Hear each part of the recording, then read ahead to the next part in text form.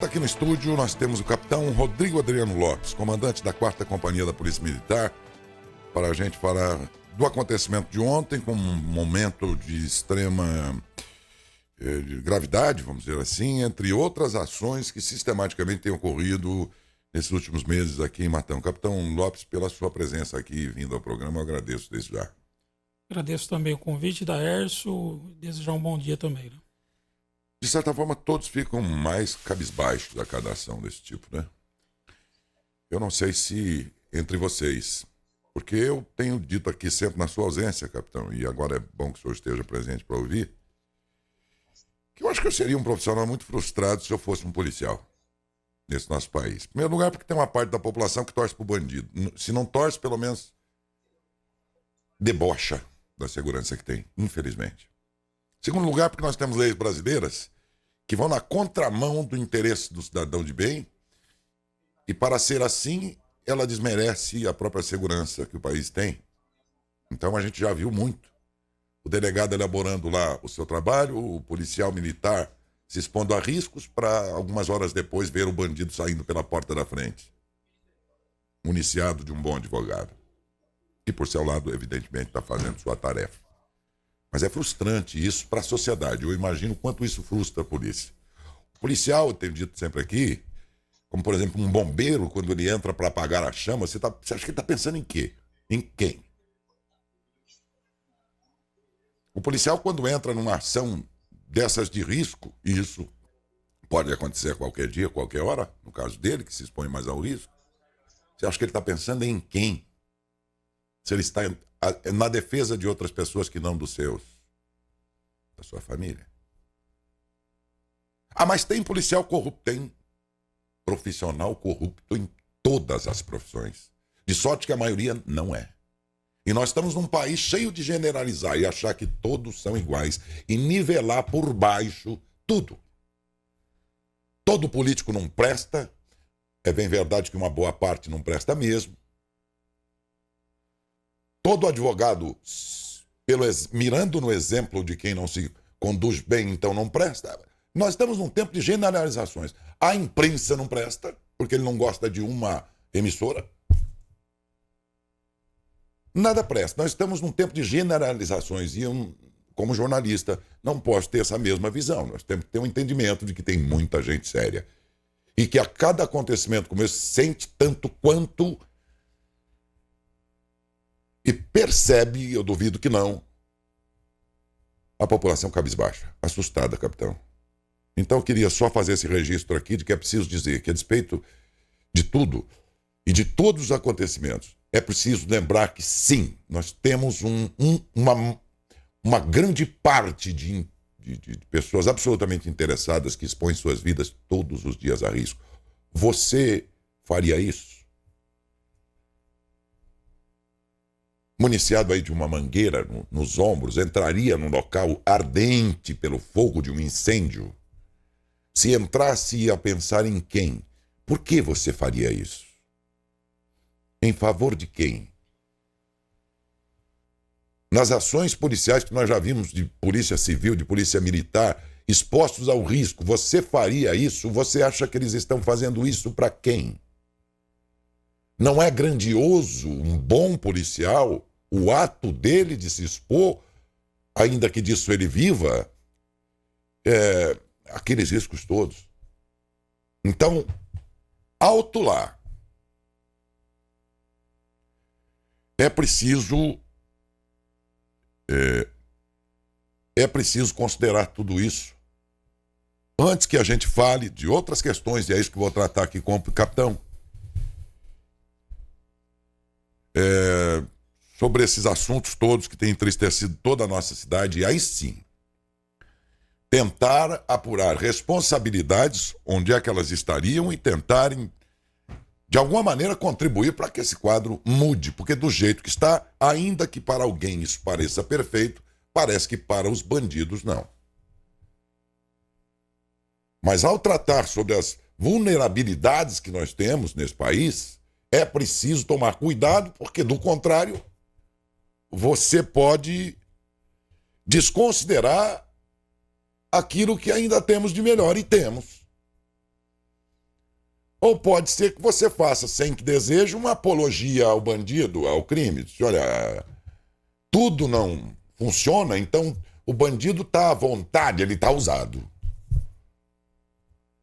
Talvez a gente vai ter que fazer alguma coisa. Mas do que temos, o que temos, eu vejo muito bem determinado a fazer o melhor possível. E o que é que nós não temos, capitão?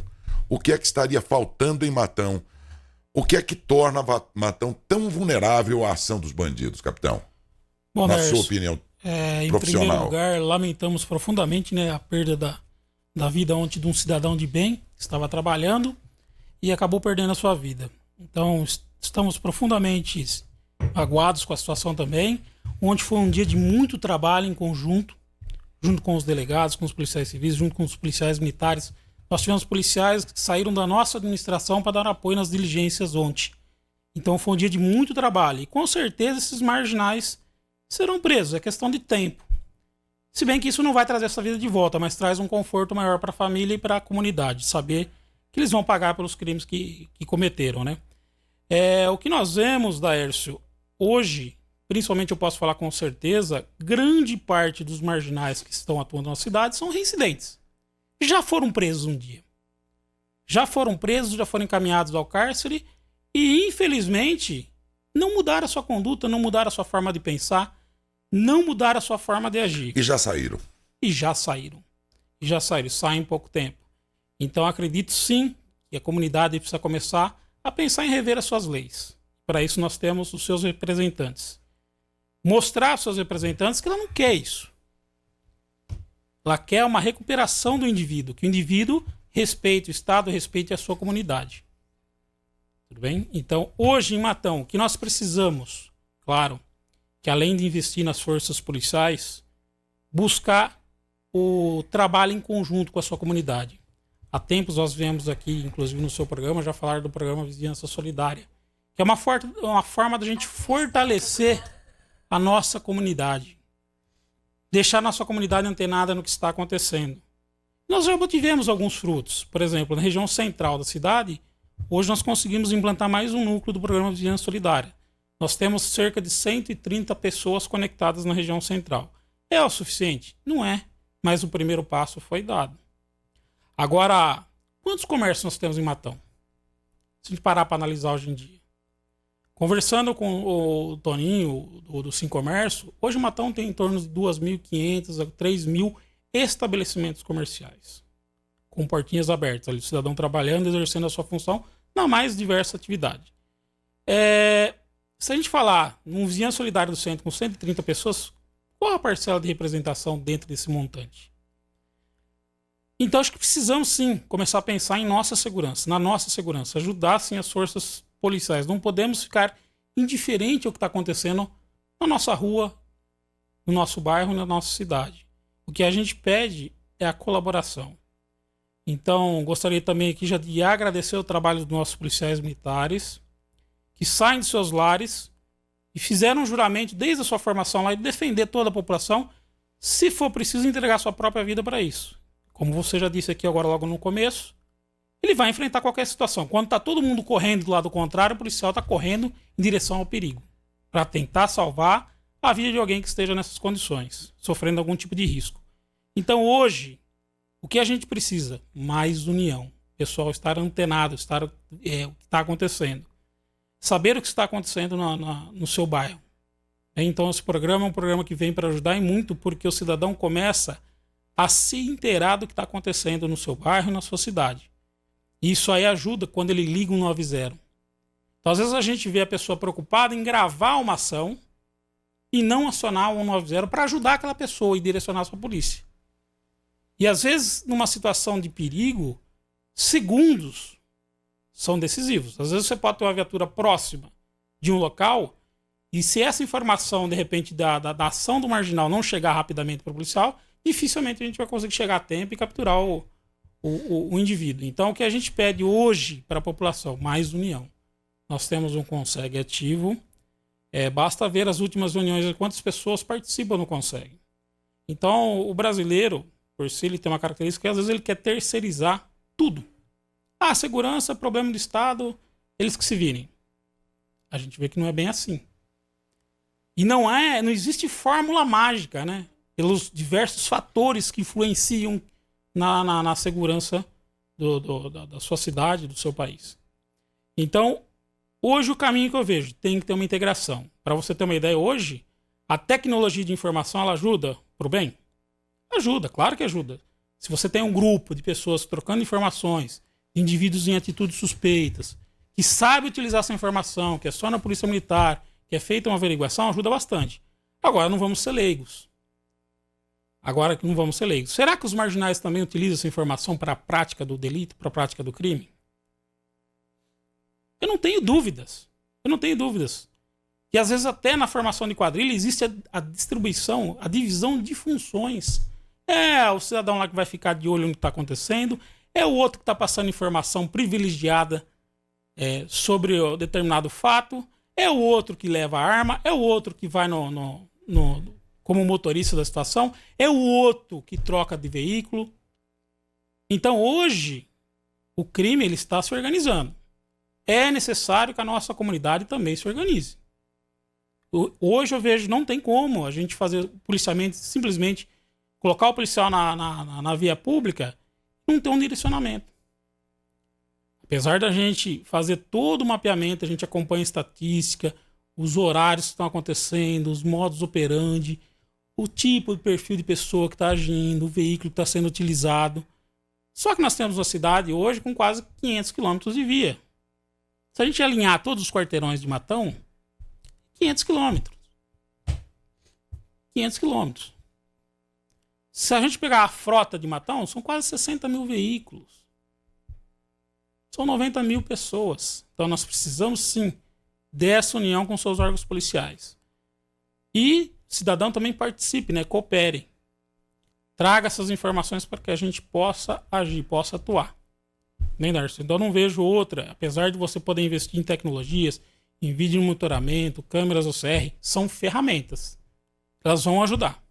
Só que a gente precisa ter a colaboração de todos.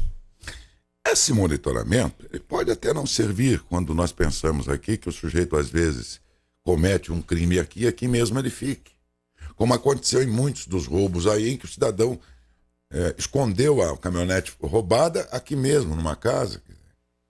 O monitoramento nesse caso não serviria para nada, porque por mais que você averiguasse a entrada e saída de veículos da cidade, você não ia encontrar esse veículo. Mas pois não, cara. Só com relação a essa questão, o monitoramento, às vezes, Darcy, a gente tem uma visão um pouco mais limitada, mas ela pode ajudar sim no seguinte sentido. Se ela estiver sendo monitorada em tempo real, também ajuda. Sim, era aí que eu ia entrar para fazer em seguida a próxima pergunta. Porque nem tudo aquilo que pode ser mostrado para o bandido como aparato tem a finalidade única da ação. De corre-corre, de perseguição. Não.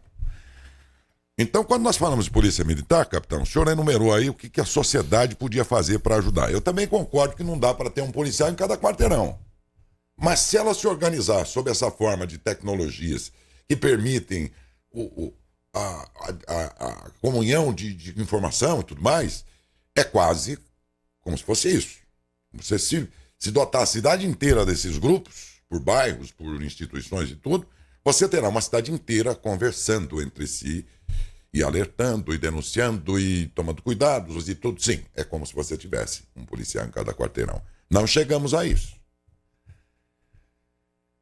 Mas, vamos lembrar que, antes de mais nada, nós temos aqui a atribuição constitucional, que é aquela em que o Estado chama para si essa responsabilidade e, para isso, tem as suas instituições.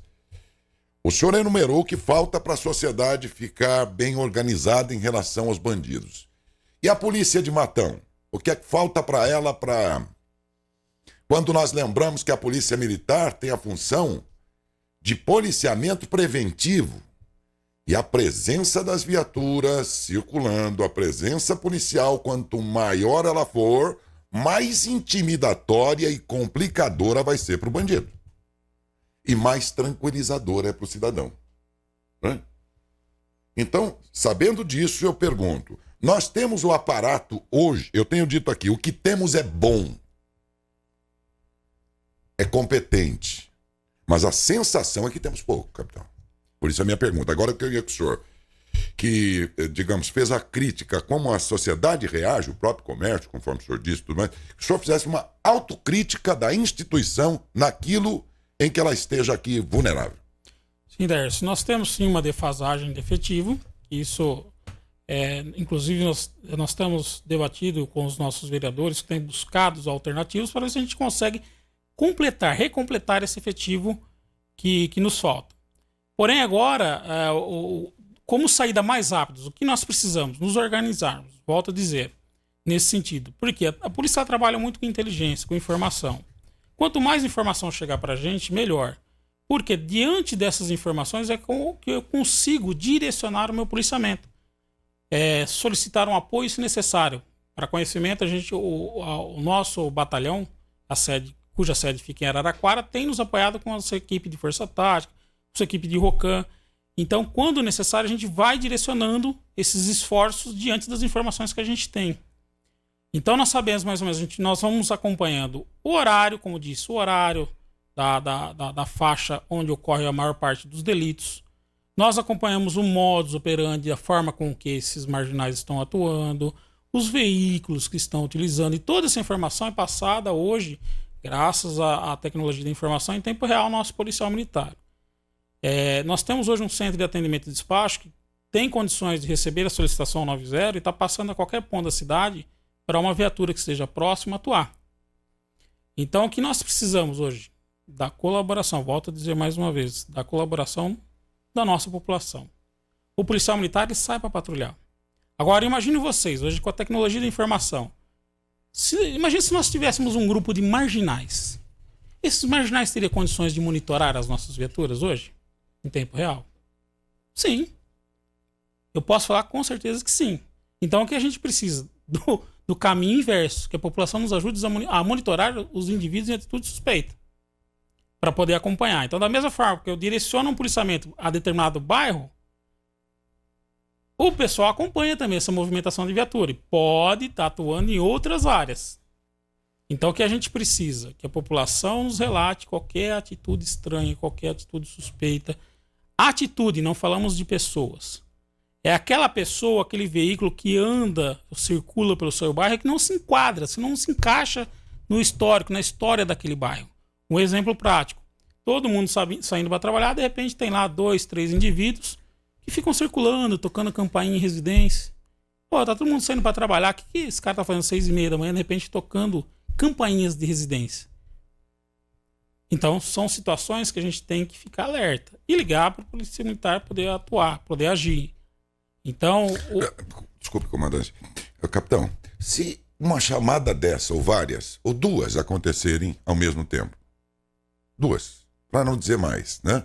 Em pontos diferentes. A polícia tem, neste momento, alguém para ir lá? Sim, é claro que depende... Na quantidade, por exemplo, de 2 ou 3, se isso acontecer? Sim, tudo depende da gravidade, né, Dércio? É claro que tem situações que a gente tem que deslocar um efetivo maior. Aí a gente acaba reunindo as equipes pela situação de risco que pode gerar. Então, por exemplo, uma situação que pode conotar um roubo à residência. Não adianta a gente mandar somente uma equipe para fazer esse tipo de averiguação. São situações mais críticas, né? Que de repente lá pode ter alguém em cárcere privado, a participação de mais indivíduos. Então a gente acaba deslocando um maior efetivo para aquela ocorrência. Obviamente, depende se cair outras ocorrências. No mesmo tempo, a gente vai analisar aquela ocorrência que é mais grave, que envolve o risco à vida. Vamos priorizar essa ocorrência e depois voltamos a dar o atendimento normal às demais demandas. É muito comum, por exemplo, no final de semana, algumas outras ocorrências, principalmente de perturbação de sossego, que é um volume muito grande, e ocorrência, por exemplo, do roubo de veículo. A gente vai priorizar a ocorrência do roubo de veículo, onde tem aquela vítima que pode estar sob o jugo de um marginal com uma arma de fogo, e é claro que os nossos esforços naquele momento têm que ser direcionados para essa equipe, para essa ocorrência mais grave. A sensação que nós temos, capitão, é de que aqui em Matão, o que acontece aqui acontece em outras cidades. Mas a proporção em que isso acontece em Matão faz a gente supor que organizações criminosas talvez estivessem até sediadas aqui, ou para cá vieram. Porque como explicar essa proporção toda daquilo que acontece? Eu disse, em todo lugar pode acontecer. Sei lá, algumas vezes ao ano, ao mês, sei lá. Mas aqui é sistemática a ação deles, como se eles tivessem escolhido por alguma razão o nosso município. O que atrai esses bandidos para tantas ações, na opinião de vocês? Bom, Darcy, o que nós temos visto ultimamente, né, o que aumentou bastante assim, em comparação aos outros anos, nós tivemos a questão do roubo de veículo, principalmente do veículo caminhonete, do tipo caminhonete. Não só em Matão. O problema maior nosso, por exemplo, o receptador da caminhonete não está em Matão. O grande receptador. Nós temos caminhonete nossa aí que estão indo para outros estados, que saem outros países da fronteira aí. Que é uma característica de todo estado. Esses veículos de maior valor, eles são direcionados para outras regiões. Então, por exemplo, se nós temos o roubo da caminhonete, dificilmente ela fica no município. E o que proporciona uma maior ação? A disponibilidade. Então, se você tem muito veículo dessa característica no município, a chance aumenta. Você acha, então, que esse é um dos atrativos? A percepção do bandido de que aqui temos carros valiosos, vamos dizer, para o interesse deles. É a oportunidade, né, Darcy? O que nós temos aqui, o marginal, ele age sempre no princípio da oportunidade. Uhum. Então, quanto mais veículo, maior a chance dele lograr isso nessa situação. Um exemplo clássico é esse período da pandemia. Logo no início, nós tivemos uma forte queda nos índices estatísticos. Por quê? O cidadão estava dentro da sua residência, estava mais atento e diminuiu os índices criminais. Ajudou a diminuir os índices criminais.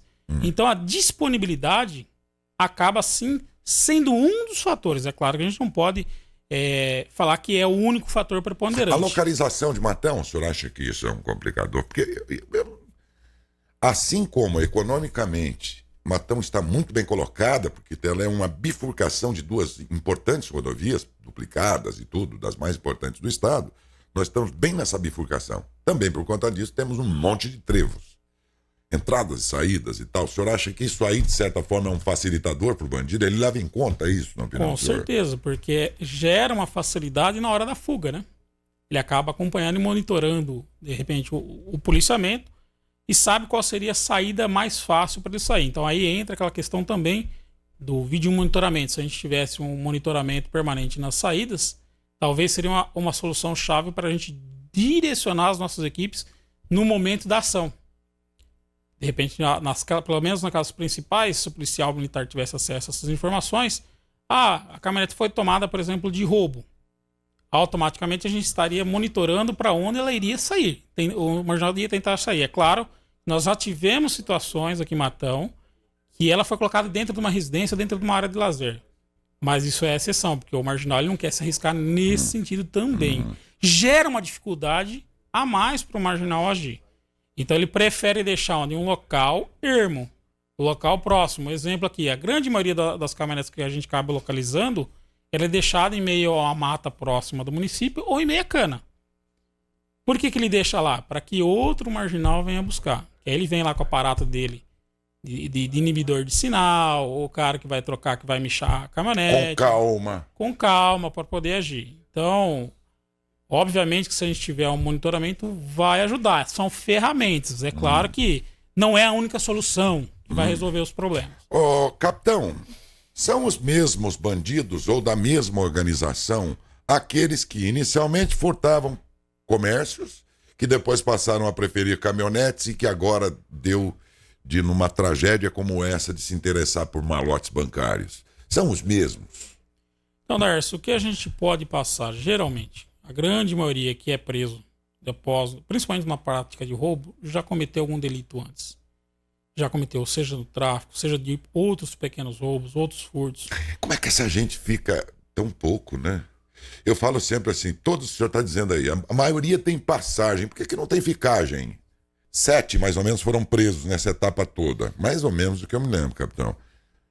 É difícil, porque aqui o senhor tem as outras coisas para cuidar depois que vocês entregam para o sistema carcerário. Mas quantos deverão estar presos ainda? Desses 7 que foram presos de fevereiro para cá? É uma pergunta a ser feita, né, Darcy? Então a gente vê assim, ele não fica muito tempo no sistema carcerário. E o pior, acaba não sendo ressocializado. ele sai ao mesmo tempo que sai, Sai mais bandido. já sai cometendo outros delitos. Então, é um problema sério, sim, que a gente tem que começar Os indultos, né, ideia. gente? Os deputados e senadores precisam repensar tudo isso, gente. A lei já não é temida no Brasil. Porque por mais que ela possibilite aí décadas de cadeia, o cara não vai cumprir aquilo tudo nunca. Tem uma série de benesses, recursos e um monte de... uma parafernália jurídica aí disponível que, com um bom advogado, às vezes o cara sai na hora que o coitado do delegado passa a noite inteira, a madrugada inteira elaborando tudo lá, e cansado às 6 da manhã, quando ele ergue a cabeça da sala dele, pela janela ele vê o bandido indo embora, livre. Desculpa a expressão, mas isso é broxante, né? É frustrante. Eu fico vendo o policial lá na porta, o policial militar na porta perto da delegacia, porque ele está concluindo o trabalho dele, né? O policial civil está lá elaborando coisa. Então, e o cara sai pela porta e, se brincar, ainda debochando. Juro que é assim que funciona. Invariavelmente é assim. Mas o que nós não queremos mais é ver um corpo estendido no chão, na circunstância de um trabalhador como nós vimos ontem, capitão. Foi muito triste, foi muito constrangedor, foi muito assustador para uma população como a nossa aqui, né? E triste demais. O que dizer ao senhor aí? Que eu acho que a sociedade tem que se reunir e, tanto quanto possível, também, já que alguma coisa nós podemos fazer, as nossas forças vivas todas tentar aparelhar ainda mais aquilo que, se não é suficiente, e de certa forma o senhor reconheceu, em parte, então que a gente dote essa nossa polícia até aqui, no que temos, muito eficiente, mas numa quantidade, ao mostrar ao governo que você não pode distribuir contingente pela população que a cidade tem. Mas num momento como esse aqui, principalmente, é pelo modo como ela está sendo atingida pelo crime, né? Então não se trata de toda a cidade com 90 mil habitantes, tem que ter mais ou menos tantos na sua corporação, sabe, capitão? Não, Matão está sendo escolhida pelos bandidos e precisa ter mais do que em outra cidade que não está numa situação como essa. E eu acho que a sociedade tem que mostrar isso, juntar, pensar coletivamente e agir coletivamente, porque nós estamos pensando coletivamente, todos com boas intenções, mas agindo isoladamente. É o que a gente pensa. Capitão, desculpa interrompê-lo com a entrevista. Essas entrevistas, esses dias aqui, tá tudo muito... A emoção acaba atrapalhando a boa condição do trabalho da gente, e a gente, humano, também se perde um pouco na condição das coisas pela emoção que a gente está sentindo, essa tristeza, essa frustração, esse sentimento de, sei lá, de impotência, mas aos poucos a gente vai vendo que todo mundo tem alguma potência para dar aí.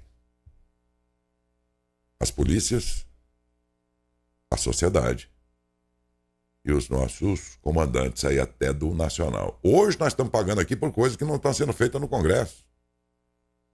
A coisa vai longe, viu? Vai muito além do que a gente procurar culpados só aqui. Ao tempo em que também lamentamos, como o senhor fez, e com muita tristeza esse falecimento, na esperança de que essa morte não seja em vão e que dela resulte alguma forma efetiva de realmente sossegar uma população hoje tão insegura, capitão. Muito obrigado pela presença, viu? Darcio, eu que agradeço a oportunidade. Gostaria aqui de fortalecer novamente a ideia de que precisamos nos unir. A população tem como colaborar com a sua polícia. Quando o marginal ele vai agir, ele não atua sem informação. Então ele vai lá, ele passa, ele dá uma olhada, ele monitora, ele fica próximo para poder agir. Então, como exemplo da situação de ontem, é evidente que tinha alguma informação sobre a situação, que acompanhou e viu o empresário saindo de dentro do posto para poder abordá-lo. Então houve uma fase preparatória antes. Informação privilegiada, talvez. É isso, vai sair essa linha de investigação agora. Provavelmente eles tinham conhecimento da rotina desse empresário. Então o que a gente pede para a população ficar atenta, né? Antes de sair da sua residência, antes de sair do seu local de trabalho, dá uma olhadinha, vê se não tem ninguém em atitude suspeita. Volta a frisar, às vezes não é pessoa suspeita. É aquela pessoa que está com um comportamento estranho próximo à residência.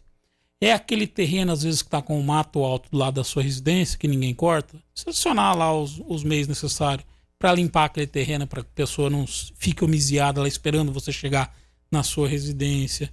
Então, e acionar principalmente o 90 para que a nossa equipe possa atuar, possa direcionar os seus esforços. As nossas equipes estão aí prontas para poder ajudar. A cidade é grande, então o que a gente pede é um pouquinho de colaboração. Estamos à disposição se precisarem fomentar o grupo Vizinhança Solidária em seu bairro. Se não souber como montar, é só dar uma passadinha na companhia. Nós já temos vários bairros aí com os grupos rodando, ou oficialmente alguns. Mas o pessoal já viu como é que funciona e está montando o seu grupo. O interessante seria a gente conectar esses grupos realmente ao programa Vizinhança Solidária. Porque existe a troca de informação também. Quando necessário, a gente passa a informação da atitude de suspeita ou do veículo utilizado, para que o cidadão de bem ele possa ficar antenado no que está acontecendo, principalmente no seu bairro. Muito obrigado, capitão. Bom dia. Eu agradeço, estamos à disposição, André.